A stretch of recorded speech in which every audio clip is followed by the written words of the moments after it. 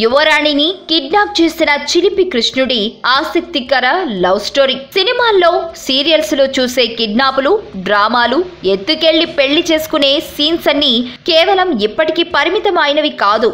కృష్ణుడు తాను ఎంతగానో ఇష్టపడే రుక్మిణిని కూడా కిడ్నాప్ చేసి పెళ్లి చేసుకున్నాడట.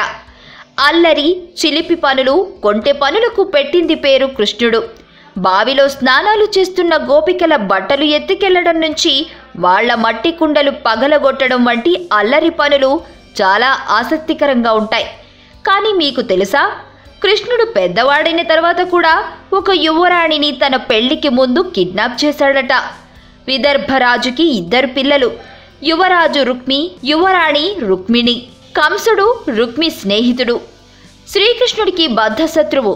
ఇతను కంసుడిని సన్నిహితుడైన శిశుపాలుడికి రుక్మి సోదరి రుక్మిణిని ఇచ్చి పెళ్లి చెయ్యాలని భావించాడు.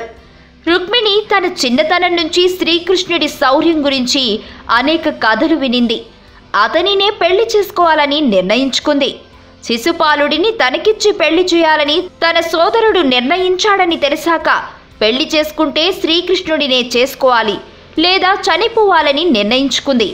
తాను ఎంతగానో నమ్మే చెలికత్తె సునంద బ్రాహ్మణుడి ద్వారా శ్రీకృష్ణుడికి ఒక లేఖ రాయమని వివరించింది.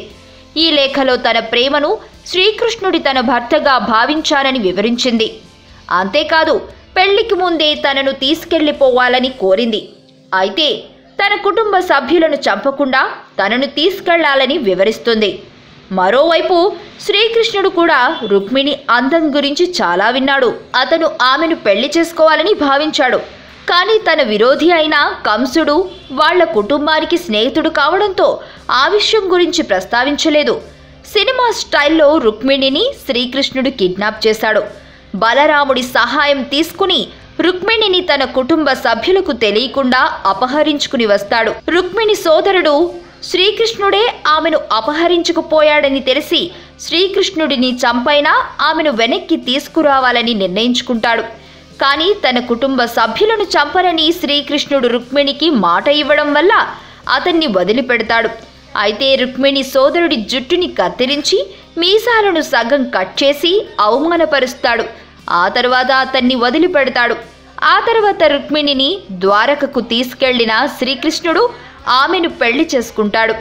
ఇలా కిడ్నాప్ చేసి రుక్మిణిని శ్రీకృష్ణుడు పెళ్లి చేసుకుంటాడు. ఈ వీడియో మీకు నచ్చినట్లయితే లైక్ చేయండి, షేర్ చేయండి. మరిన్ని అప్డేట్స్ కోసం మా ఛానల్ని సబ్స్క్రైబ్ చేయండి.